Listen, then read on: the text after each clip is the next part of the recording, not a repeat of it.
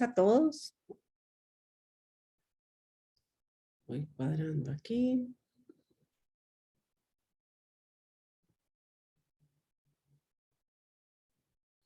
Cuéntenme, por favor, si están viendo mi pantalla.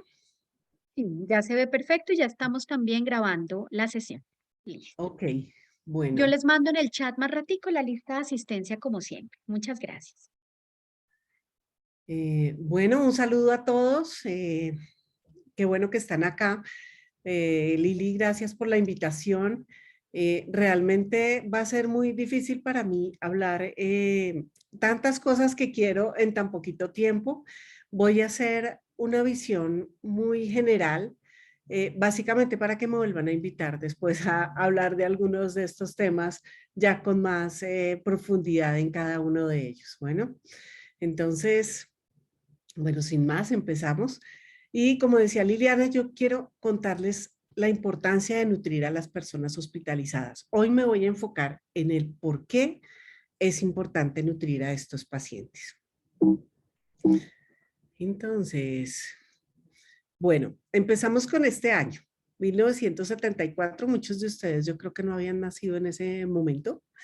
1974 es un año donde nació la primera vacuna para la varicela. Nacieron los primeros sextuples vivos. Estábamos en una plena ola de terrorismo en Europa y en el Oriente Cercano.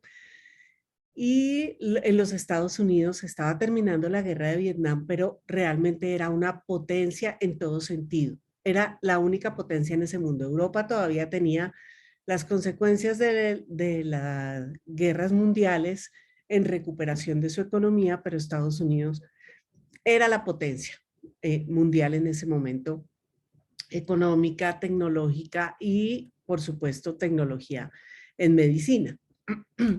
Y fue precisamente en ese año cuando el doctor Charles Butterworth, que era el jefe del Departamento de Ciencias de la Nutrición en el Hospital de Virginia, que escribió su artículo, que es un artículo de culto para las personas que hablamos de nutrición, que se llamó El esqueleto en el closet, en el armario del hospital. El doctor Butterworth en este artículo lo que hizo fue describir a 4 de sus pacientes que presentaban signos de desnutrición severa durante la hospitalización en un hospital de primera línea de los Estados Unidos. Y estas son las fotos originales de su artículo. Aquí vemos una piel con descamación, deterioro, pues son las fotos, no son muy buenas, pero son las originales del artículo. Deterioro de la masa muscular en este paciente, alteración en las uñas, glositis y mucositis en el cuarto paciente. Y en este año, en donde tener desnutrición era un estigma de subdesarrollo, de países marginales, de áreas en conflicto, zonas de desastres naturales, y decir que la primera potencia mundial en ese mundo había personas desnutridas, fue todo un shock. Y él acuñó este término, que fue la desnutrición iatrogénica. Bueno, no contento con decir que tenía personas desnutridas, evaluó 14 prácticas que se realizaban en ese momento en su hospital y que podían atentar contra el estado nutricional de los pacientes hospitalizados. Aquí les dejo algunas y están en azul algunas importantes, por ejemplo, que no se hacía registro de peso y talla de los pacientes estaban utilizando soluciones salinas o glucosadas por mucho tiempo sin ningún aporte energético, ayunos por pruebas diagnósticas o por cirugías, ayunos prolongados, falta de reconocer que los pacientes por su enfermedad tienen requerimientos aumentados, el no saber que la nutrición juega un papel muy importante en el tratamiento, la falta de comunicación entre los equipos que manejan los pacientes. Entonces, a partir de ese día se prendieron las alarmas en todo el mundo. Y desde ese mismo año se empezaron a hacer estudios y análisis, bueno, si allá hay desnutridos, ¿cómo estamos nosotros? Entonces, este nuevo estudio en Estados Unidos con pacientes quirúrgicos, 50% desnutridos. En Canadá, pacientes quirúrgicos 50%, en Tailandia 50-80%, Nueva Zelanda en pacientes quirúrgicos, en Brasil en pacientes generales hospitalizados, en India en pacientes de ortopedia, en Canadá pacientes de medicina general 69%, en Europa Oriental, en Latinoamérica 36%, en África, en China.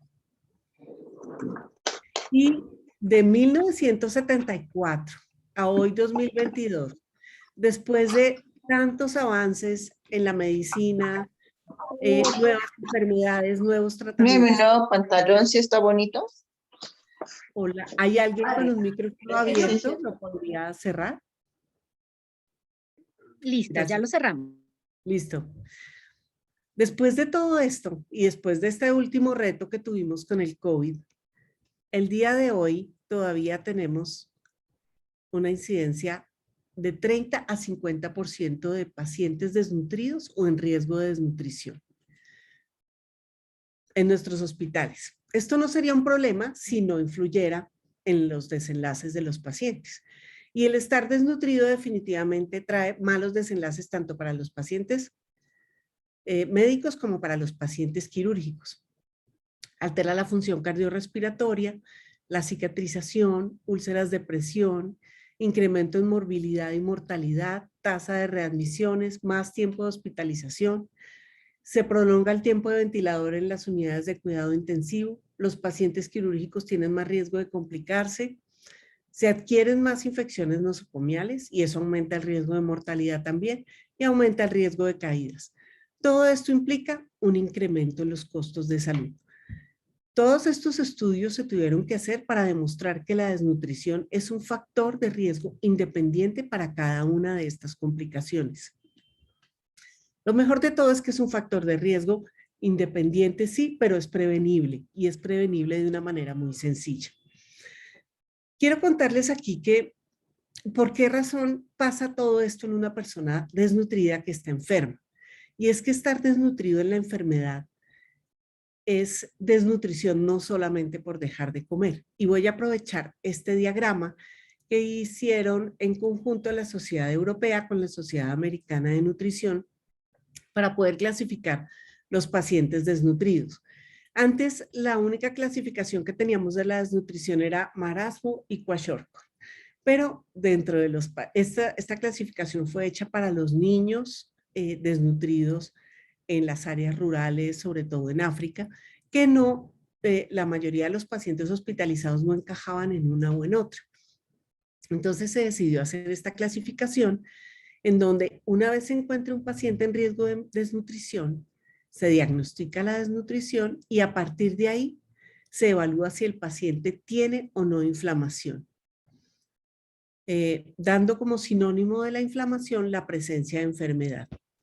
Entonces, se clasifica en tres.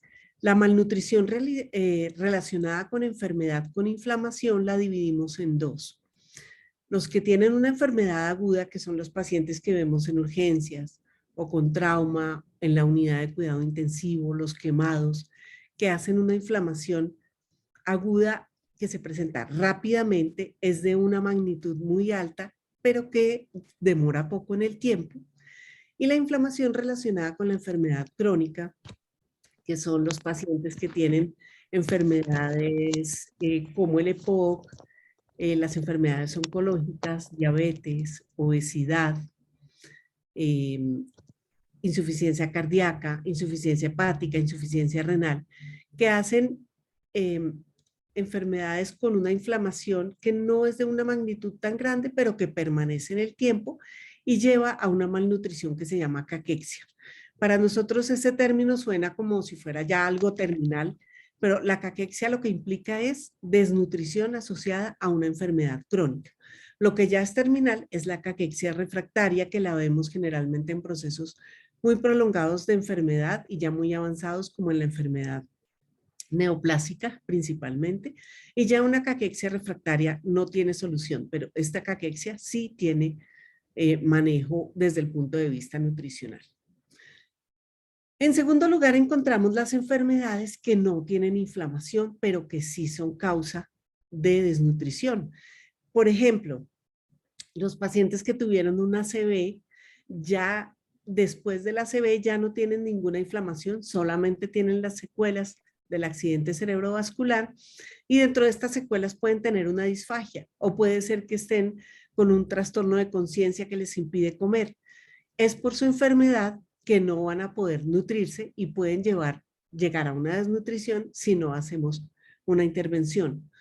O las pacientes con trastorno de conducta alimentaria, en las que tienen una enfermedad que no conlleva un proceso inflamatorio grande, pero es por la enfermedad que están desnutridos. Y en tercer lugar está la malnutrición que no está asociada a enfermedad, que no tiene inflamación. Y esta la podemos ver en dos situaciones en la actualidad. En los sitios como en nuestras regiones apartadas o en los lugares donde hay conflictos bélicos o desastres naturales, que es físicamente por falta de ingesta, por hambre. Y en los países desarrollados también estamos viendo este tipo de desnutrición en personas, sobre todo adultas mayores que se encuentran solas y pueden entrar en depresión y a raíz de la depresión no están comiendo o de pronto no tienen la capacidad de que alguien les dé los alimentos o les ayude a prepararlos y empiezan a presentar desnutrición por hambre, pero no porque no tengan acceso a los alimentos, sino porque no están pudiendo comer. ¿Qué nos da la enfermedad? Catabolismo, hipermetabolismo, pérdida de masa muscular y resistencia a la insulina, que de eso vamos a hablar ahora más rápida, más con calma. Entonces, aquí quiero hacer la diferencia entre el metabolismo de alguien que está desnutrido porque no come y en el de alguien que tiene estrés o enfermedad.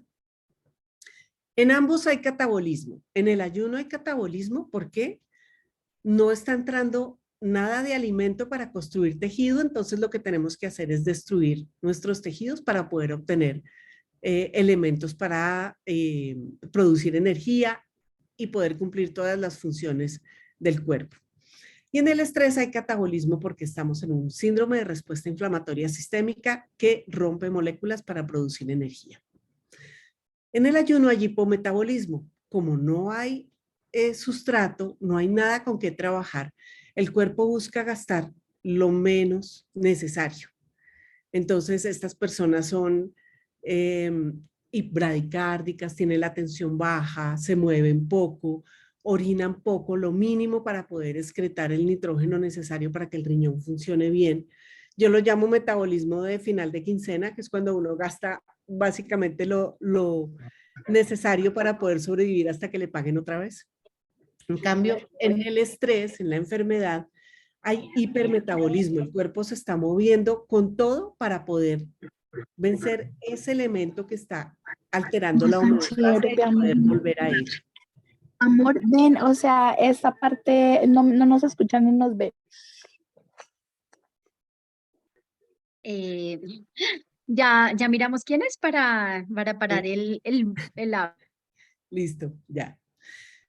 Bueno, en el ayuno utilizamos básicamente el nutriente más abundante en el cuerpo.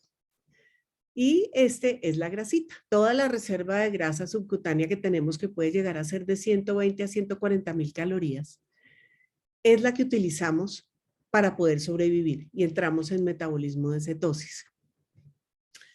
Esta grasa nos permite vivir hasta que, pues a veces tenemos que gastar la proteína para producir glucosa, hasta que ya gastemos el 40% de la proteína y si no ha llegado nuevamente alimento, eso nos lleva a la muerte.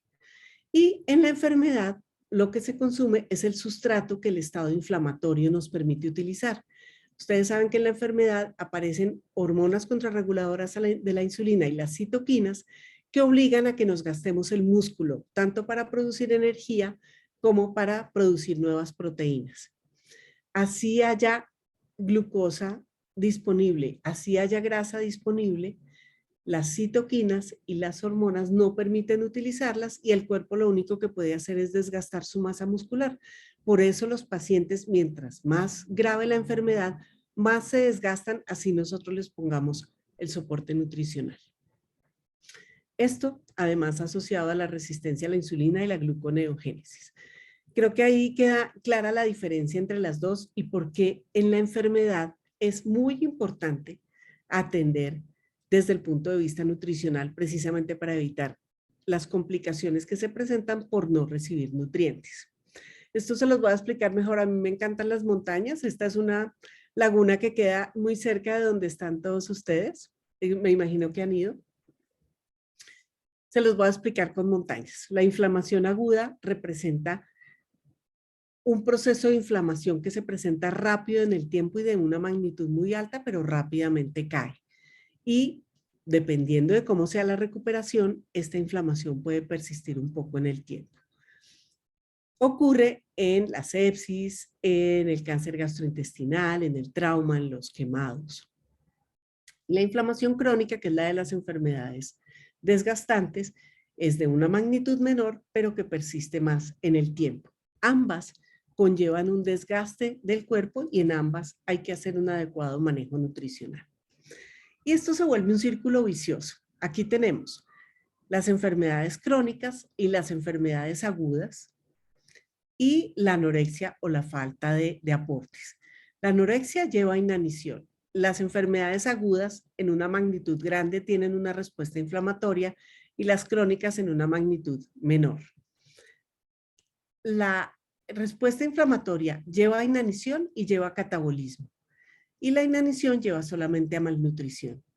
Ambas, tanto la malnutrición como el catabolismo, hacen que los desenlaces no sean tan buenos y se presenten complicaciones durante la atención de los pacientes. Y si no se atiende adecuadamente, se convierte en un círculo vicioso hasta que puede llegar a la muerte del paciente.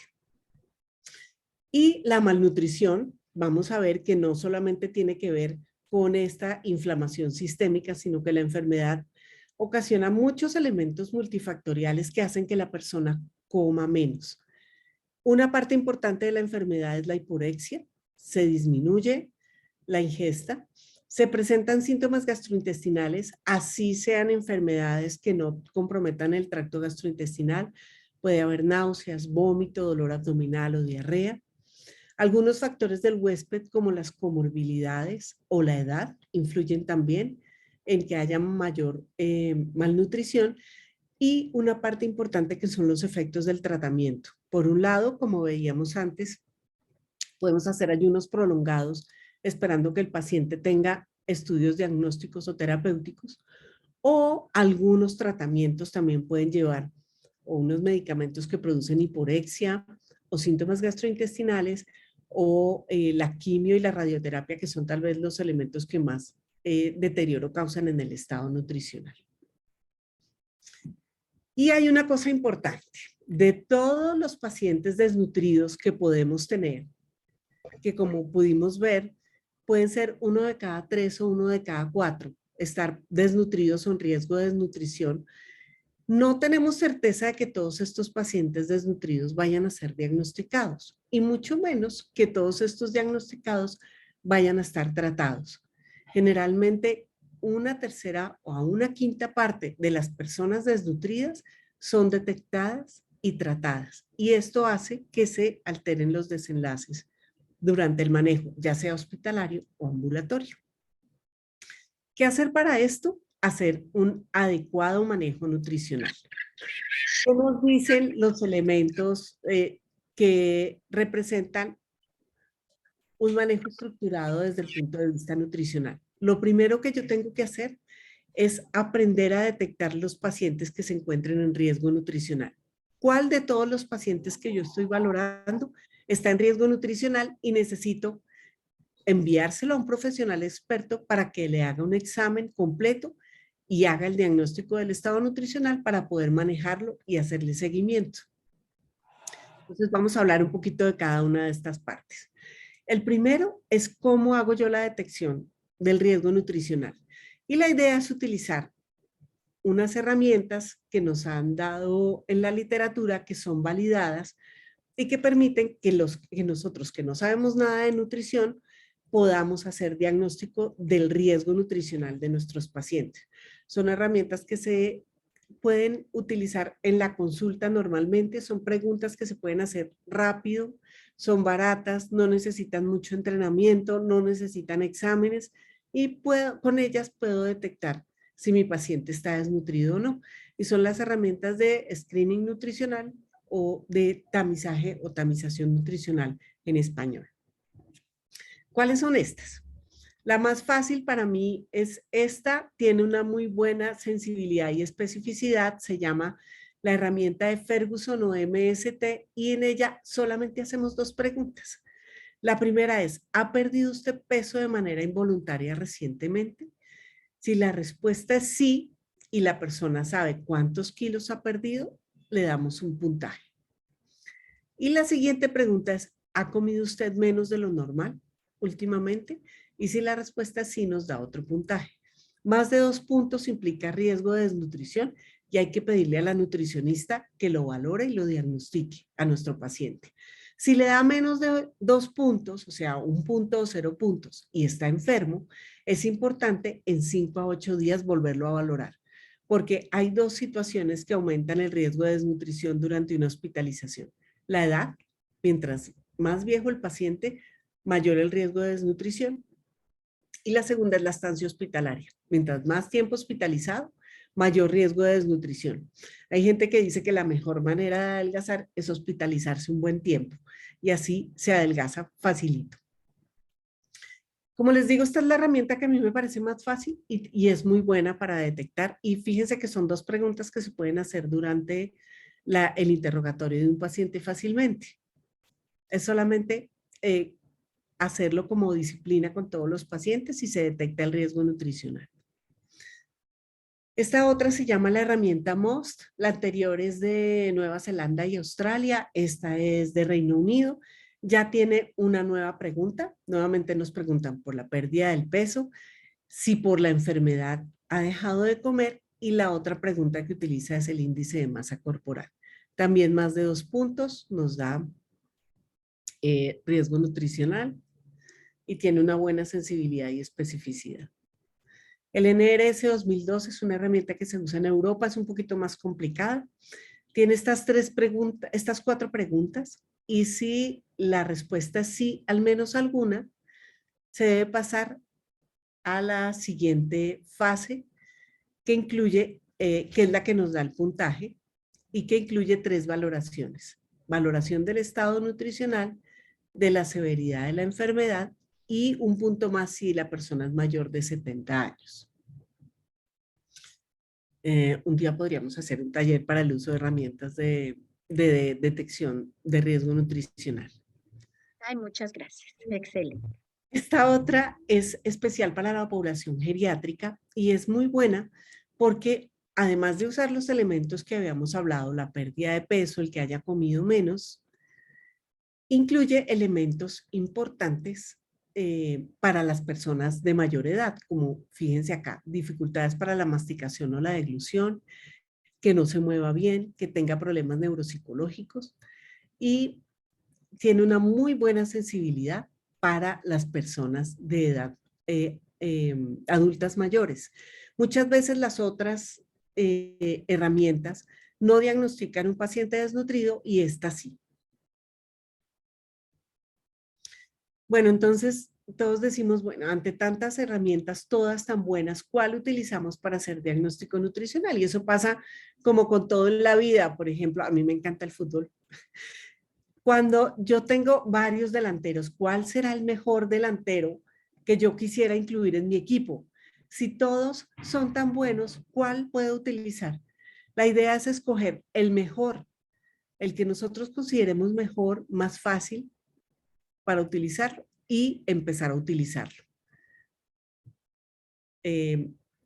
Entre todas, escoger alguna de estas herramientas y empezar a utilizarlas desde el ingreso de los pacientes a urgencias o desde el ingreso de los pacientes a piso y de esa manera poder detectar el riesgo nutricional y saber que ese paciente hay que ponerle un poco más de atención y hacer una intervención nutricional durante la hospitalización para mejorar su condición. Bueno, una vez diagnosticado y tanto el riesgo nutricional como la desnutrición, es importante hablar del manejo nutricional. Yo hago manejo nutricional en los pacientes hospitalizados con dos fines. Por un lado, tratar al malnutrido, que ya sé que está diagnosticado como malnutrido, y la otra, prevenir el deterioro nutricional en el que se encuentra en riesgo nutricional o que está bien nutrido, pero que tiene una enfermedad que lo puede llevar a un deterioro nutricional, ya sea por la hospitalización, por el tratamiento, por la cirugía. Y esto se puede presentar en cualquier índice de masa corporal. Y esto se los quiero anotar sobre todo porque nosotros los médicos pensamos que con hacer diagnóstico del índice de masa corporal ya hacemos diagnóstico nutricional y no hay tal. El índice de masa corporal es una medida muy estática. No me indica qué ha pasado con esa persona en la vida. Es como decir, la foto nutricional de mi paciente.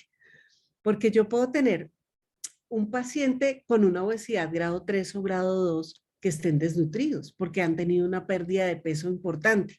Siguen teniendo un índice de masa corporal alto, pero si yo les pregunto por pérdida de peso, es probable que hayan perdido 10 kilos, por ejemplo, si tienen una enfermedad oncológica, siguen estando en grado de obesidad o de sobrepeso, pero están desnutridos. O puedo tener pacientes en riesgo de desnutrición también con índices de masa corporal elevados. Entonces, como les decía, el índice de masa corporal es la foto, pero la pérdida de peso es como la película. Preguntar por la pérdida de peso es la película, es lo que me da en la indicación, el estado nutricional en la vida real. Es importante no quedarse solamente con el diagnóstico de desnutrición, con el índice de masa corporal. Siempre preguntar por la pérdida de peso.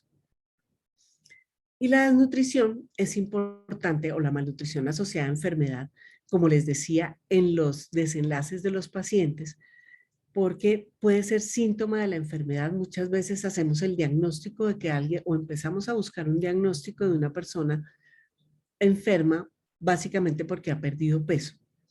Es reflejo de la severidad de la enfermedad. Mientras más desnutrido, muy seguramente la enfermedad está siendo más caquetizante y nos da un factor pronóstico de morbio y mortalidad. Si yo tengo una persona desnutrida y no le hago una intervención nutricional, por ejemplo, un desnutrido que va a ser llevado a cirugía, muy seguramente va a tener una complicación mayor que si hago una intervención antes de cirugía. La malnutrición asociada a enfermedad, por las múltiples causas de las que hablamos antes, lleva a caquexia. Y la caquexia representa pérdida de peso y pérdida de funcionalidad. Estos dos elementos son debido a la pérdida de masa muscular más que a la pérdida de masa grasa. Y este es otro elemento que quiero que tengan muy presente, y es que la pérdida de músculo en los pacientes está muy relacionada con la presencia de mayor morbilidad y de mortalidad. Y es que el músculo evolutivamente es uno de los órganos más importantes para la sobrevida, y es lo que inicialmente, pues además de permitir transformar la energía química en mecánica, de ayudarnos en postura, locomoción, en la respiración, en la digestión, en todos los órganos, tanto el músculo estriado como liso, permiten la movilidad, representa un elemento de sobrevida. En nuestra evolución, era un generador de fuerza y el que nos permitía sobrevivir peleando cuando veíamos que la pelea se podía ganar o corriendo cuando veíamos que la pelea estaba perdida. Y eso mismo hace el músculo ahora en la enfermedad. Es la reserva de aminoácidos que nos permite pelear cuando estamos en un proceso de enfermedad o de estrés metabólico. Y lo mismo durante el envejecimiento. Es del músculo que obtenemos la proteína para poder sobrevivir en momentos de carencia o de enfermedad. No la podemos obtener de ninguna otra parte del cuerpo. En el cuerpo no hay ningún sitio donde haya una reserva de proteína, así como tenemos reserva de carbohidratos o reserva de grasa. No hay ninguna reserva de proteína. Toda la proteína que tenemos en el cuerpo está cumpliendo alguna función. No podemos sacarlo ni de las fascias, ni de las vísceras, ni de los ligamentos, porque literalmente nos desharíamos. Entonces es el músculo de donde sacamos la proteína cuando hay procesos de escasez o de enfermedad, y por eso es que se deteriora tanto la movilidad de nosotros. ¿Y por qué es importante esta pérdida de masa muscular? Y esta pérdida de masa muscular se ve tanto en enfermedad como en las personas sanas. Esto es para que pongamos un poquito de atención a nuestra salud muscular y a la actividad física.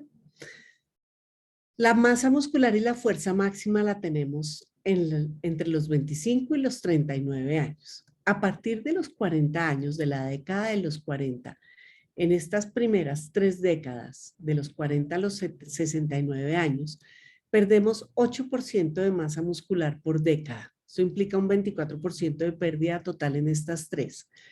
Y cuando llegamos a los 70 años, casi se duplica esta pérdida de masa muscular a llegar a un 15% por década.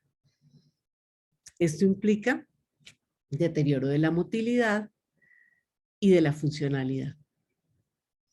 Y lleva, cuando tenemos sarcopenia, que eso es lo que se llama la pérdida de la masa muscular, tanto en cantidad como en función, nos lleva a múltiples complicaciones, tanto en los pacientes que se encuentran en área de hospitalización general como en los pacientes de cuidado intensivo.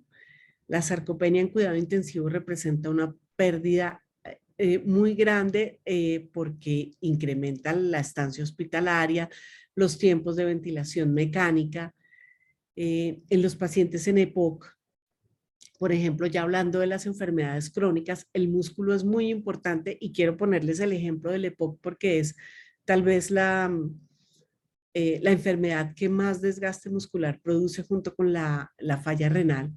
Pero en el EPOC afectamos tanto el músculo de las extremidades como los músculos que nos ayudan con el trabajo respiratorio. Y si no hay unos buenos músculos, en ninguno de los dos se disminuye la fuerza y la resistencia y se puede empeorar la condición de los pacientes. Si no hay buenos músculos, incrementa la disnea, disminuye la movilidad y pueden aparecer más complicaciones o deterioro por la enfermedad. Lo mismo en la unidad de cuidado intensivo. Este es un paciente que duró mucho tiempo hospitalizado. Ustedes ven que es muy obvio que hay un desgaste muscular en esta persona que ingresó con un índice de masa corporal de 27.4 y en el momento de esta foto tenía un índice de masa corporal de 22.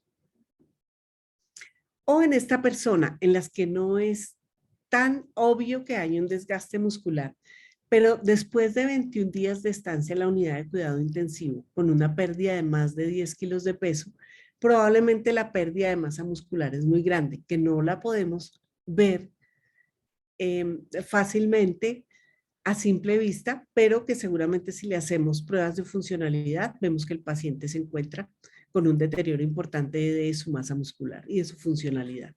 Y otra parte importante es esta. El hecho de estar desacondicionado no solamente va a afectar los músculos de las extremidades y el diafragma, sino también los músculos de la deglución. Y podemos ver disfagia, sobre todo en los pacientes de cuidado intensivo, que además de estar inmóviles, han estado con una ventilación y una intubación orotraqueal prolongada. Entre un 3 y un 60% de los pacientes de UCI van a tener disfagia. El problema es que esta disfagia lleva una mortalidad a 90 días. Puede que el paciente ya haya salido de cuidado intensivo, pero puede tener una mortalidad en los siguientes 3 meses, 1 de cada 10. Y el problema es que si no la sospechamos, no la vamos a detectar. ¿Qué produce la disfagia? Ya sean en pacientes con deterioros neurológicos o pacientes de unidad de cuidado intensivo con intubación prolongada. La deglución en los pacientes con disfagia, por un lado, deja de ser eficaz. Si está con disfagia, no va a comer adecuadamente, no va a poder recibir su aporte y se va a desnutrir, lo que va a empeorar el ciclo de la disfagia. Y por otro lado, va a ser una deglución insegura, haciendo que se produzcan aspiraciones. Una tercera parte de las aspiraciones se convierten en neumonía y una tercera parte de esas neumonías lleva al paciente a la muerte. Por eso hay que poner atención también desde el punto de vista de los músculos y de una adecuada nutrición. Y el asunto es que muchas veces así estemos pendientes de la nutrición de nuestros pacientes, no todos los pacientes van a comer bien. Hay un estudio que se hace todos los años a nivel mundial que se llama el Día de la Nutrición, el Nutrition Day.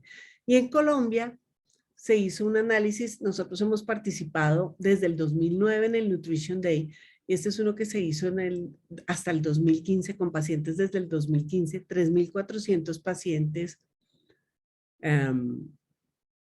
mentiras, fueron más, pacientes en Colombia, y evaluaron en ese día qué tanto comían los pacientes en ese día de la hospitalización.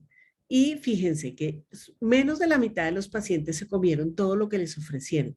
Y más o menos un 51% de los pacientes se comieron la mitad o menos de lo que recibieron. Y eso pasó igual en Latinoamérica y en el mundo. Y las razones por las que los pacientes no comen, no solamente son que están enfermos, también es porque hacemos un mal manejo de nutrición. Fíjense, acá un grupo canadiense analizó por qué los pacientes no comen. Y fíjense que las razones más grandes son porque perdieron ese tiempo de comida, porque nadie les podía ayudar, porque estaban en una mala posición para comer, porque estaban interrumpidos o les interrumpían la comida o para revista o para algún examen, porque no podían alcanzar la comida, no tenían posibilidad de abrir los paquetes y nadie los ayudaba. O sea, por un lado es estar enfermo y necesitar más nutrientes, y por otro lado que el sistema no les ayuda a recibir los alimentos. Bueno, vamos a hablar ahora un poco del tipo de intervenciones nutricionales que pueden ser dependiendo de la condición de cada uno de los pacientes. Yo puedo tener estas 4 intervenciones nutricionales que no necesariamente van a ir en orden, ¿no? Yo puedo darle a mi paciente solamente dieta, puedo esa dieta enriquecerla, o darle algunas modificaciones con algunos módulos. O si mi paciente con la dieta no solamente puede utilizar suplementos nutricionales orales. Si no puede comer, tengo la opción de la nutrición enteral, y si no funciona el tracto gastrointestinal, tengo la nutrición parenteral. Pero como les decía, no necesariamente tengo que cumplir los 4 pasos en todos los pacientes. Depende del paciente, es que yo decido cuál de estos elementos puedo utilizar.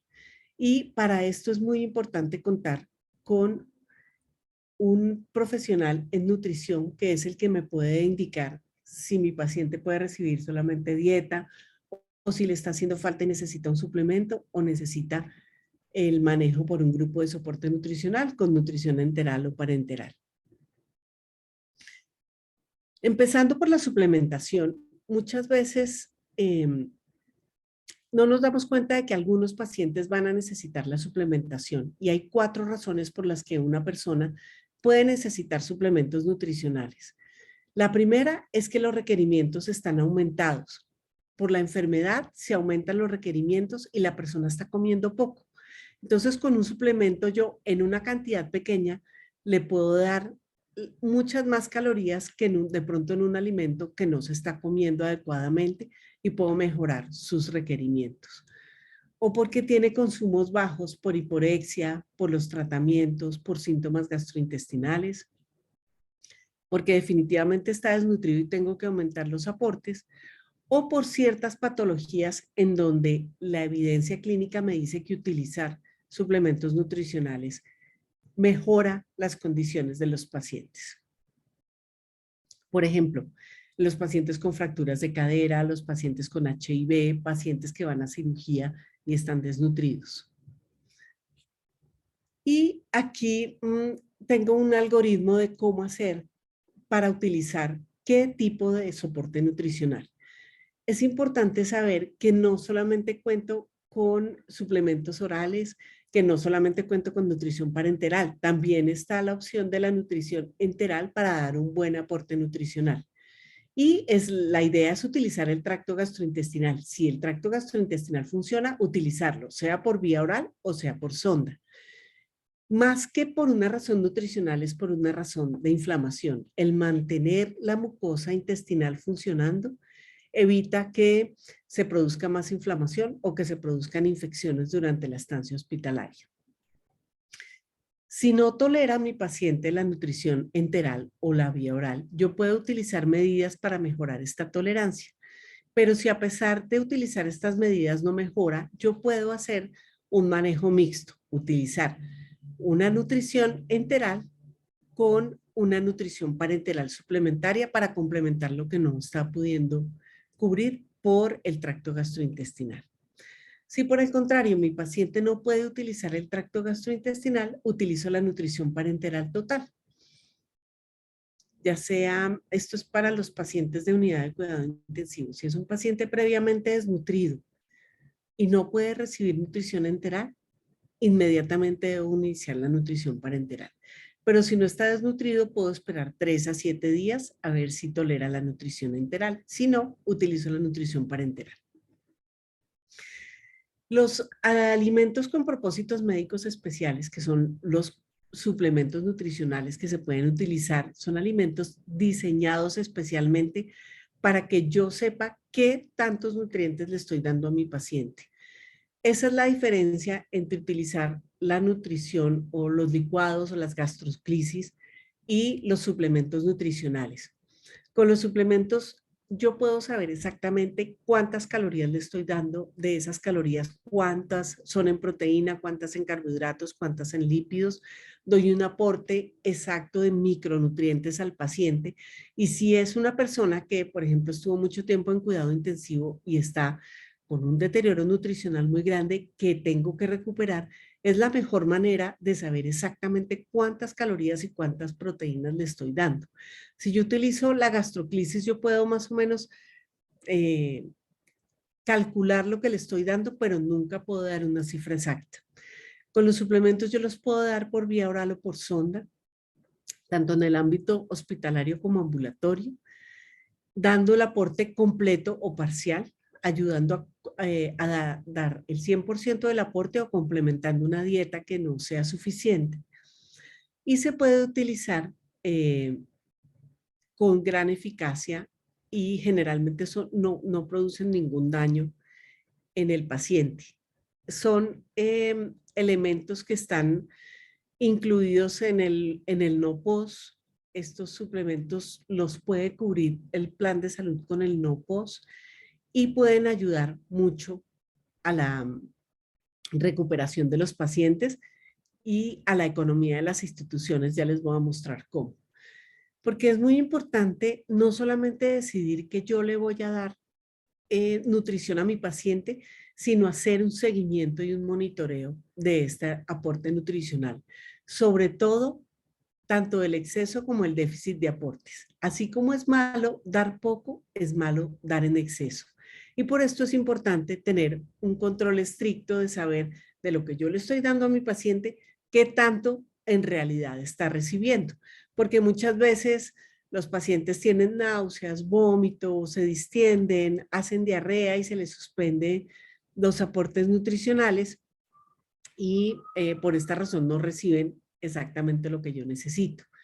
Y eso es lo que se llama una deuda calórica, quedarle debiendo a mi paciente. Si le debo aportar el 100% y un día le aporto el 80%, otro día le aporto el 70%, otro el 65%, empiezo a deberle y eso puede hacer que el paciente no se nutra adecuadamente y aumente el riesgo de complicaciones. Y esto se ha visto en muchos estudios analizados desde la farmacoeconomía de la nutrición. Les traje este que es tal vez el más diciente, en donde se analizaron 44 millones de eventos de atención de pacientes hospitalizados en Estados Unidos. De estos 44 millones, un poquito más del 1% fueron personas que recibieron suplementos nutricionales orales, que eran más o menos 1.6 millones de pacientes. Haciendo el análisis de los que recibieron suplementos contra los que no, se vio que hubo una reducción de estancia hospitalaria de 2 a 3 días, una reducción del 21% de la estancia hospitalaria, una reducción en los reingresos y una reducción en el costo de la atención en salud. Por cada dólar invertido en el uso de suplementos nutricionales orales, se hizo un retorno de la inversión en $53, que se midieron tanto por reducción directa de los costos de hospitalización como por el uso de los recursos en salud y disminución de los reingresos a los 30 días. Esto demostró que la terapia nutricional es costo efectiva, tanto en pacientes médicos como en pacientes quirúrgicos y pacientes de unidad de cuidado intensivo. El utilizar nutrición o una intervención nutricional hace que se reduzca el riesgo ocasionado por una desnutrición. La malnutrición, a diferencia de muchos factores de riesgo de nuestros pacientes, es un factor de riesgo que puede modificarse con la intervención y se pueden modificar los desenlaces en forma positiva. Después de todo esto, hablando de la malnutrición hospitalaria, podemos decir que tenemos dos factores principales que influyen en ella. Por un lado, la alteración fisiológica, todo lo que vimos que la enfermedad ocasiona en el paciente, que no tenemos opción de modificarla, pero sí tenemos manera de intervenirla. Y por otro lado, está la calidad de la atención nutricional. Si no hacemos una adecuada atención nutricional de los pacientes, no podemos sostenerlos durante este proceso mientras mejoran su estado nutricional, mejoran su catabolismo, vuelven nuevamente al anabolismo. Si no les damos aportes, obviamente los desenlaces no van a ser tan buenos. Entonces, es importante pensar que no solamente se trata de una situación de enfermedad, sino también de calidad de la atención en salud, con elementos que son realmente muy sencillos y fármacoefectivos. Bueno, eso es lo que quería hablar con ustedes el día de hoy. Espero no haberme extendido mucho y no sé si tengan algunas preguntas.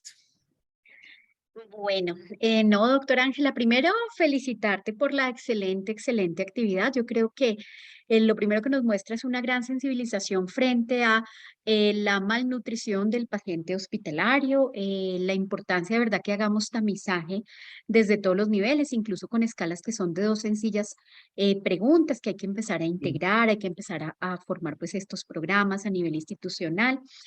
Y doctora, bueno, hablando, digamos, del escenario de mundo ideal, la doctora habló de los alimentos con propósito médico nutricional, que claramente pues conocemos su calidad, su beneficio. Digamos que ahí tengo 2 escenarios. El primero es en el que puedo administrar ese soporte. Entonces yo tengo un paciente en la UCI, tengo disponibles estos alimentos con propósito médico especial para hacer nutrición enteral. Entonces, ¿cómo hacer ese enfoque para poderlo administrar apropiadamente? ¿Cómo hacer como el cálculo y arrancarlo? Y la titulación, porque a veces se quedan como con 20 cc mucho tiempo y luego se les sube 40 cc como sin nadie haciendo el cálculo. En los escenarios en que de pronto no tenemos esa disponibilidad de nutricionista o de Ajá. soporte nutricional formal. Y el otro punto es cuando tenemos la gastrosclisis con alimentos preparados institucionalmente, cómo optimizar esas gastrosclisis para tratar como de emparejar un poquito esa discordancia. Esa sería como la primera pregunta. Bueno, empecemos primero con el paciente de UCI. Yo creo que en todas partes, más que sea esto una cosa muy complicada, es de tener protocolos. Entonces, que a todos los pacientes se les haga las cosas de la misma manera, para no enredarnos, que en un paciente se haga de una manera distinta que al otro. Entonces, si a un paciente se le inicia en cuidado intensivo o fuera, siempre es mejor empezar con poco e ir aumentando para ir evaluando la tolerancia del paciente. Entonces, generalmente hacemos el inicio a 20 centímetros hora durante todo un día. Tampoco hay mucho afán de llegar a cumplir el 100% de los requerimientos en los primeros 3 días, que es que el paciente está en su proceso de mayor catabolismo y de mayor respuesta inflamatoria. Entonces se empieza con 20 centímetros.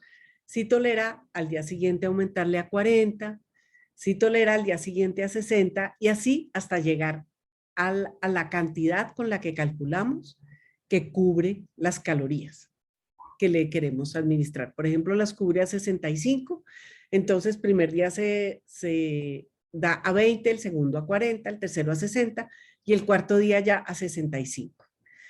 Y también hay que estar, ahí estaría cubriendo las calorías. Siempre, como vimos, el aporte de proteína es fundamental en los pacientes enfermos y en los enfermos graves mucho más. Entonces, muchas veces con la fórmula nutricional que estamos utilizando, no alcanzamos a cubrir la cantidad de proteína que queremos dar. Entonces, probablemente hay que utilizar un extra de proteína, que hay unos módulos de proteína, unos elementos nutricionales que solamente tienen proteína y que nos pueden ayudar a suplementarle la proteína a los pacientes. Y esto se ve definitivamente la buena nutrición en el momento en que el paciente se extuba, que tiene que empezar a caminar, a movilizarse. Se ve que se le ha dado un buen aporte cuando se recuperan más fácil. Bueno, hablando de las gastrosclisis, que es un recurso que se utiliza pues no solamente en países que tengan bajos recursos o pocos recursos, sino que también ahora en el mundo se está utilizando mucho, sobre todo entre las personas que van más hacia la comida orgánica, más o menos como el que busca que todo sea orgánico y natural. Son los elementos que se utilizan por sonda en las personas que tienen que recibir los alimentos así. ¿Cuál es el problema que yo le veo a las gastrosclisis? Cuando yo tengo un paciente en el que debo tener un control muy estricto de la cantidad de calorías y proteína que le debo administrar, es mucho mejor dar fórmulas industrializadas. Por lo que decía, sé exactamente cuántas calorías y cuánta proteína le debo dar. Cuando se hace una gastrosclisis, no se sabe exactamente cuánto se necesita. Generalmente son muy bien toleradas, pero yo no sé cuánto le estoy dando de macronutrientes y también el problema son los micronutrientes que no se están dando en la cantidad necesaria. Entonces puede que algunos pacientes, los que son crónicos, se pueden mantener con una gastrosclisis, pero en un paciente que esté agudo, al que yo quiero recuperar más rápidamente, valdría la pena utilizar una fórmula nutricional mientras se recupera y después pasar nuevamente a la gastrosclisis si no hay la opción de tener la fórmula. Como decía, generalmente estos suplementos y sobre todo cuando son para utilizar por sonda en personas gravemente enfermas, se les hace un MIPRES y por el MIPRES puede llegar el APME a la institución. Muchas gracias, doctora. El otro problema, digamos, en la UCI es la percepción de tolerancia. Entonces, digamos que a veces hay como ese mito del paciente no está tolerando la nutrición porque hizo de pronto diarrea o porque tiene residuo. El residuo ha sido un tema súper controversial en cuidado intensivo. Entonces, si la doctora nos puede aclarar un poquito el tema de los residuos, cuando un paciente no hay que hacerle residuo, cuál es un residuo que consideramos alto, qué hacer en caso de residuo y qué hacer en estas intolerancias consideradas. Ok, bueno, yo era de las que medía residuos en todos los pacientes, incluso los pacientes que no estaban en cuidado intensivo, porque consideraba que era una manera objetiva de poder evaluar la tolerancia de un paciente.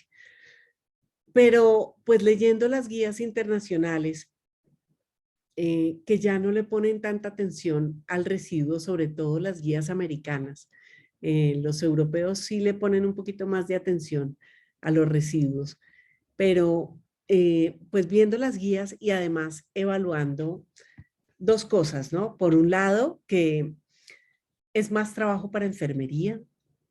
Segundo, al medir el residuo, muchas veces tenemos más riesgo de que en las sondas delgadas, por el hecho de que pase el ácido, se creen coágulos con la nutrición y se tape más fácilmente la sonda. Entonces, yo decidí empezar a no medir residuos en todos los pacientes. Solamente le medía residuos a los diabéticos, a los que tenían nutrición en el estómago y que habían salido de cirugía, y a los pacientes neurológicos, de cirugías neurológicas. Bueno, a todos los demás no les medí residuos y se hacía el control con distensión abdominal, pacientes con el abdomen tenso o que tuvieran regurgitación, dolor abdominal o vómito. Se hace el control de la tolerancia a la nutrición.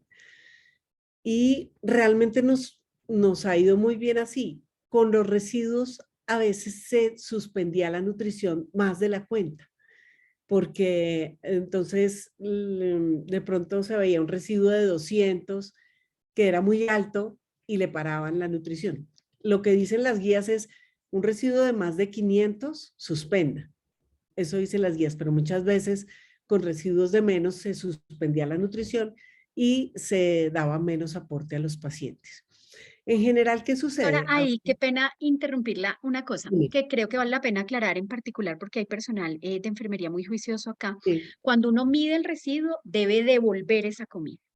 Que eso es algo Ah, que fallamos de pronto todos, porque como eso se ve cortadito, tendemos a botarlo en la riñonera y sí. estamos perdiendo un alimento con propósito médico especial que es de un costo importante, que lo hemos conseguido y lo botamos. No se bota, se vuelve a poner, para que la doctora de una vez nos aclare eso, Exacto. que es importante. Si es un residuo de 60, se mide en la jeringa y salen solamente 60, no vuelve a salir más, se devuelve y se reinicia la nutrición. Si de pronto sacó 200, 400, 500, ya si es un residuo muy elevado, en ese caso sí no se devuelve, porque el paciente ya está, si es más de 500, no se devuelve y lo que hay que hacer es suspender la nutrición y dejar la sonda de drenaje. Algo pasa que hace que ese paciente no esté tolerando la nutrición. Eso sí. Pues, como les decía, yo ya no estoy midiendo residuos, solamente muy ocasionalmente en los pacientes neurológicos que no toleran y realmente hacemos la medición con la distensión abdominal, eh, si el paciente tiene un abdomen depresible o no, la presencia de regurgitación. Y nos ha ido bien, no han aumentado los episodios de broncoaspiración con relación a esa Y doctora, broncoaspiración. ¿en gastrostomía se pueden medir residuos? ¿O no hay necesidad en paciente gastrostomizado de medir residuos? ¿O solo en los que tienen gastroparesia o diabetes? Pues en todos los pacientes que tengan nutrición al estómago se podría medir, pero un paciente con una gastrostomía generalmente es un paciente crónico que está muy estable, que no tiene razón para no tolerar la nutrición y pues no habría razón para medirlo. Generalmente están tolerando muy bien Perfecto. nutrición. Y por último, el enfoque de la diarrea. El enfoque de la Ajá. diarrea. Bueno, esa es la otra razón por la que se suspende muy fácilmente la nutrición en las unidades de cuidado intensivo, sobre todo, también en el piso. Eh, más o menos un 60% de los pacientes de UCI en algún momento de su estancia van a tener diarrea y la mayoría de las veces no tiene nada que ver con la nutrición.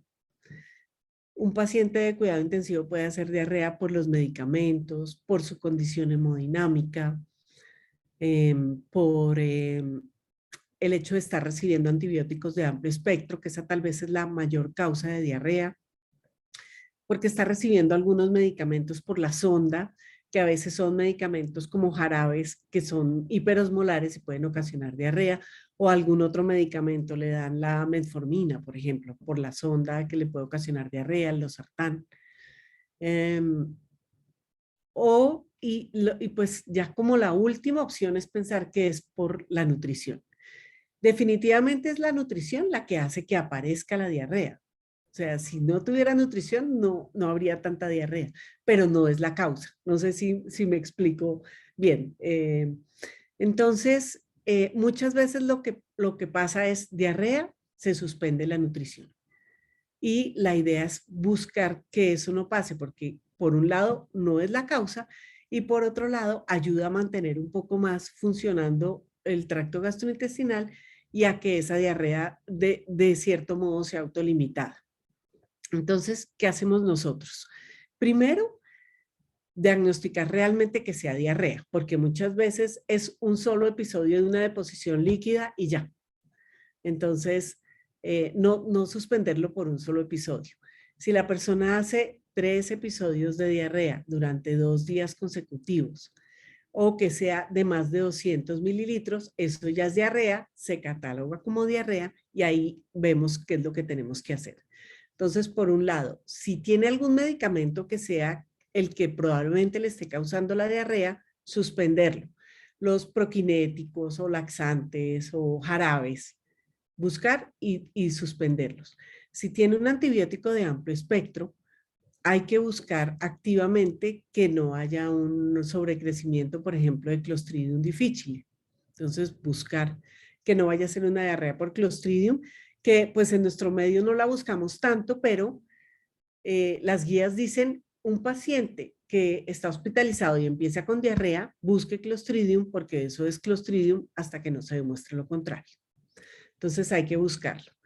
Y después de descartar todo esto, mirar qué pasa con la nutrición. ¿Qué hacemos nosotros? Puede que la nutrición no sea la causa, pero sí hace que tenga mucha diarrea, entonces disminuimos el goteo, pero no la suspendemos. Entonces se suspende el goteo a la mitad de lo que está, pedimos exámenes del paciente y muchas veces hay algunas fórmulas que pueden ocasionar más diarrea que otras. Las fórmulas que tienen más grasa, por ejemplo, pueden ocasionar más diarrea o las que tienen una osmolaridad mayor. Entonces, mirar en el tarrito la osmolaridad, cuánto es, qué tanta grasa tiene y ensayar con otra, si el paciente no mejora de la diarrea, cambiar la fórmula y mirar si mejora. Pero buscar no suspender. Perfecto. Doctora, bueno, el paciente en pronación, que ese es el otro reto, que creo que lo estamos haciendo mejor, pero realmente el paciente en prono suele quedarse por debajo de las metas, precisamente por las dificultades de la posición, la cabecera que a veces no se logra a 30 grados, entonces como unos tips para el paciente en prono. Bueno, yo creo que con el COVID estuvimos, mejor dicho, tuvimos tantos que le perdimos el miedo a la nutrición en pronación. Entonces, se puede dar sin problema al estómago, con la cama toda girada, como no se puede a 45 grados, pero sí buscar 25, 30 grados de mover toda la cama, no solamente la cabecera, sino toda la cama. Siempre utilizar proquinético. Nosotros empezábamos metoclopramida desde el inicio, sobre todo en las personas con índices de masa corporal altos. Y buscar fórmulas que den más calorías en menos cantidad. Entonces, la mayoría de las fórmulas tienen 1 caloría por centímetro, pero hay fórmulas que dan 1,5 o 2 calorías por centímetro. Entonces, yo le puedo dar la misma cantidad de calorías con la mitad del volumen. Entonces, esto permite que puedan obtener más aporte. Y puede haber pacientes a los que no alcanzan a tolerar, le doy a 20, pero cuando le doy a 40 ya empieza a regurgitar. Entonces, a ese paciente dejarlo a 20 y el resto no tenerle miedo a poner una nutrición parenteral suplementaria y darle los 2. Una parte importantísima es al momento del cambio de posición, que generalmente es ahí cuando se presentan los procesos de regurgitación o de vómito. Entonces, ¿qué hacemos nosotros? Suspender la nutrición 1 hora antes de que se va a hacer el cambio de posición, de supino a prono o de prono a supino. Al momento, inmediatamente antes de hacer el cambio de posición, con la jeringa, como hacer como si estuviéramos sacando, midiendo residuo, pero extraer el residuo que hay en el estómago y botarlo. En ese momento se hace el cambio de posición e inmediatamente reiniciar la nutrición. Y así se busca que haya menos eventos de pronto, que en ese momento de la movilización se pueden llegar a ser complicados de broncoaspiración si hay una regurgitación. Eso es. Muchas gracias, doctora. La jefe Gisela, le vi la manito levantada. Jefe Gis, si quieres prender tu micrófono y contarnos la pregunta. No, Doc, era la misma de la gastro. La pregunta de la gastro. Bueno, pues doctora, y el doctor García. El doctor García es el subdirector científico, el jefe de anestesia, colega también de nosotros en la UCI, y él va a hacer una pregunta. Ok. Doctor García. Bueno, doctora Ángela, interesantísimo la charla. La verdad es que nosotros en la parte nutricional estamos muy quedados con los pacientes, especialmente que nosotros manejamos en la unidad mucho paciente quirúrgico, mucho paciente de trauma, y esos son demasiado catabólicos. Yo tengo dos preguntas puntuales, ¿sí? En la nutrición enteral, infusión continua versus bolo. ¿Qué respuesta me da al respecto? En unidad de cuidado intensivo, paciente ventilado, ¿sí? Ventilado. En los pacientes ventilados se prefiere utilizar la nutrición en goteo continuo. Son pacientes que tienen mayor riesgo de intolerancia a la nutrición y retardo en el vaciamiento gástrico, porque la gran mayoría de los medicamentos que usamos en UCI, los vasopresores, los sedantes, los relajantes, todos provocan retardo en el vaciamiento gástrico. Entonces van a hacer que haya una mayor intolerancia. Entonces, preferiblemente utilizar en estos pacientes, sobre todo en la fase aguda, un goteo continuo. Los bolos generalmente se dejan ya para pacientes que estén más estables, ya en un proceso de recuperación. Yo nunca uso bolos mientras el paciente tiene ventilación mecánica, pero hay sitios en donde lo hacen y las guías dicen se puede hacer. Por ejemplo, en pacientes que tengan hiperglicemias, que sea de difícil control, buscar utilizar los bolos, pero que sea en situaciones en donde haya algo que haya que solucionar y que no ponga en riesgo al paciente de la broncoaspiración.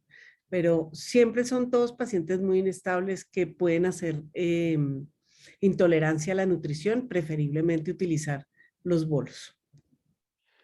Muchas gracias. La segunda pregunta. En el mercado hay muchas fórmulas para nutrición enteral. Y una cosa que se aprendió en COVID, sobre todo con los pacientes, en la selección de cuál fórmula del mercado era la mejor para ellos, terminamos utilizando lo mismo que veníamos utilizando, y es el caso de Glucerna. O sea, Glucerna es algo que es muy específico para paciente metabólico, pero que en el paciente pulmonar definitivamente nos quedamos muy cortos. Si bien es cierto, pues que no hablemos de conflictos de intereses, pero una fórmula que usted recomendaría en un paciente pulmonar, que es la mayoría de nuestros pacientes. Ok. ¿Qué Glucerna usan? ¿Glucerna normalita? ¿1.0 o 1.5? ¿1.5? Utilizamos 1.5, sí. Ok. Bueno, esto, claro, en el mercado hay muchísimas fórmulas y cuando uno empieza en soporte dicen, no, pero a ver, de todo esto, ¿cuál uso? Yo pienso que, bueno, vamos a hablar de nombre comercial, pues ya, que es la que ustedes usan, pero digamos que la Glucerna podría servirle a todo el mundo, sí, no habría problema, pero ¿qué cosas debe medir uno para decidir una fórmula? Yo normalmente me hago 3 preguntas. Primera, ¿mi paciente tiene una enfermedad que se beneficia de utilizar una fórmula especializada? Por ejemplo, hay fórmulas especializadas para diabéticos, como es la Glucerna, para EPOC, para cáncer, para insuficiencia renal, predialítica, insuficiencia renal con diálisis, hepático. Hay muchas fórmulas. Tengo un paciente con una enfermedad que se beneficiaría de utilizar una fórmula para esa enfermedad. Si la respuesta es sí y la evidencia me dice que me funciona, esa es la fórmula a escoger. Si no, entonces la siguiente pregunta es, ¿tengo que hacer una restricción de líquido en mi paciente? Entonces, si tiene insuficiencia cardíaca congestiva o es un paciente de UCI que tiene muchos goteos o es un paciente que no está tolerando una cantidad muy grande, entonces si la respuesta es sí, busco una fórmula que tenga 1.5 o 2 calorías por centímetro. Y la tercera pregunta es la cantidad de proteína, porque las fórmulas estándar tienen muy poca proteína, sobre todo para los pacientes de UCI. Y si ustedes ven pacientes de trauma y pacientes quirúrgicos, que son los que más proteína necesitan, entonces es bueno buscar una fórmula que tenga un aporte proteico alto. ¿Qué pasa con Glucerna 1.5? Que tiene una buena cantidad de proteína, la gran mayoría de los pacientes les alcanza. De pronto en algunos de trauma muy severo necesiten ponerle un poquito de proteína además, me imagino. Y no sé cómo les va con la tolerancia gastrointestinal. Perfectamente bien. A mí me sorprendió porque nunca en ningún lado hemos visto una tolerancia más maravillosa que haya. Incluso les da un poquito de estreñimiento, no hay diarrea. ¡Wow! No lo puedo Muy creer. poca diarrea, es muy particular porque muy bien tolerada la glucerna. Mejor que les va muy bien con la tolerancia. Ese es el problema, esa es una de las fórmulas que tienen una osmolaridad muy alta, entonces puede dar diarrea a los pacientes fácilmente. Pero si se tolera, bien. Pues yo no sé, ¿a todos los pacientes les están poniendo glucerna o glucerna? Sí. Sí, señora. Ok. Y la gastrosclisis, que a mí me preocupa un poquito la gastrosclisis, la parte, digamos, de paciente tan crítico con un soporte no medible o no titulable en kilocalorías y en gramos de proteína. Pensamos en buscar suplementos nutricionales adicionales para complementar de pronto una de las tomas de la gastrosclisis en algunos pacientes, para poder, digamos, como optimizar de pronto con algún producto, un alimento de propósito médico especial o un módulo de proteína para darle como una cuarta toma de ese suplemento. La gastrosclisis la toleran perfecto, muy bien tolerada, pero sí nos queda como esa duda de quedarnos cortos en el soporte. Y hay obviamente desacondicionamiento importante, pacientes críticos, pacientes muy graves, y de pronto también la parte de la terapia física anclada al soporte nutricional dentro del proceso de la rehabilitación de la estancia de la enfermedad crítica, que creo que es algo que tenemos que optimizar. Sí, las dos cosas son claves. Uno, el aporte calórico y proteico. Y dos, hacer que eso que yo le estoy dando se vaya a donde yo quiero, que es al músculo. Y la manera de hacerlo es ponerlo a funcionar, hacer la terapia física, para que la nutrición no se pierda, porque si no la uso, se pierde. Y pues sí, mira que yo en el tiempo que llevo trabajando, he tenido 2 pacientes que no toleraban ninguna fórmula, ninguna. 2 eran pacientes, uno que había tenido una isquemia por un paro prolongado y la otra una niña con una enfermedad desde la infancia, los 2 con gastrostomía. No toleraban ninguna fórmula, A la les niña. ensayamos todas y a todos les daba diarrea. Y las mamás eran las más comprometidas y les hacían las fórmulas, la fórmula para la gastrosclisis. Y los 2 perfectos, bien nutridos, sin escaras, gorditos, incluso la niña era muy gordita, que pues esas eran los 2 ejemplos que yo necesitaba para mostrar que eran la excepción a la regla de que con la gastrosclisis no les iba bien. Pero la manera de preparar esa gastrosclisis de esas mamás era impresionante. Su día era para hacer las fórmulas, porque les ponían unos ingredientes especiales, se demoraban mucho tiempo cocinando, en la colada y la licuada también se demoraban mucho, que es un tiempo que muchas veces no se tiene y muchas veces no se usan los ingredientes que son.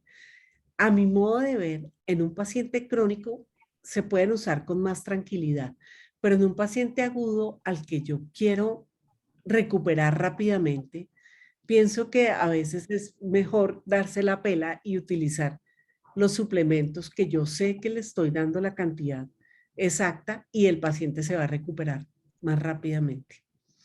Sobre todo también por el aporte de micronutrientes, que muchas veces con la gastrosclisis no se alcanza.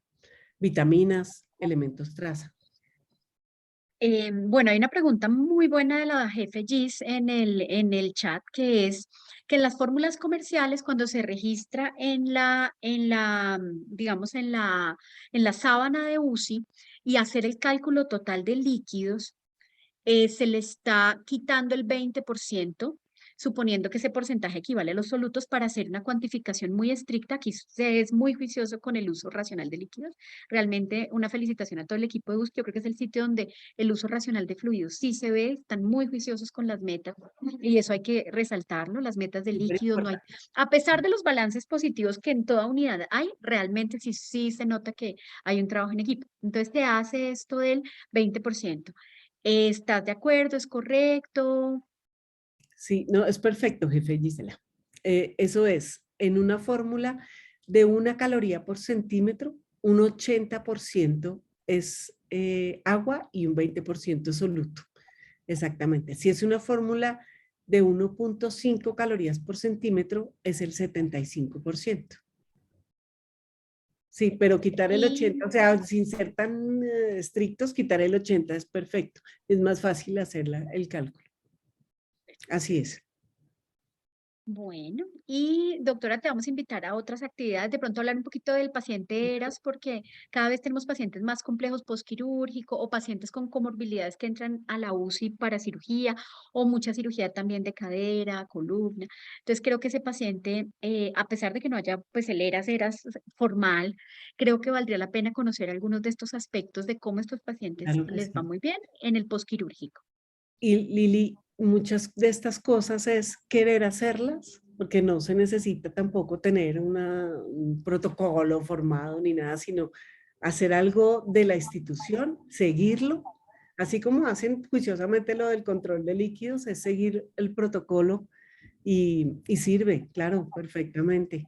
Con mucho gusto yo vuelvo a hablar con ustedes, me encanta. Muchas gracias. Y doctor García, si quiere dar las palabras de cierre de la sesión. No, definitivamente excelente, excelente esta revisión porque en realidad teníamos muchas dudas respecto a la parte nutricional, ¿sí? Y cada vez estamos viendo pacientes más complejos.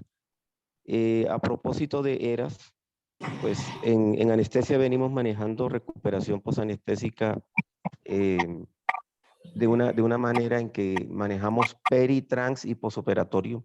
Y sí es un tema que sería muy bonito que lo tocáramos con el grupo de UCI, porque Sí, en doctor, nos anestesia lo encanta. manejamos perfectamente. Muy Perfecto, doctor. bien, Nosotros claro que sí. también estamos, yo creo que es una cosa que podemos trabajar transversal, a mí me encanta, y la doctora nos ayuda y podemos hacer esta parte que es muy bonita. Claro que sí. Perfecto. Entonces, Súper. pues muchas gracias a todos y a todas. Espero que hayan llenado el link de asistencia que quedó en el chat. Les agradezco mucho su tiempo, doctora. Muchísimas gracias. Voy a colgarlo en el canal educativo de la clínica. Ok, Muchas gracias. Muchas gracias. descansen. Bueno, Feliz que noche, Buenas estés hasta noches. luego. Que bien. estén muy bien.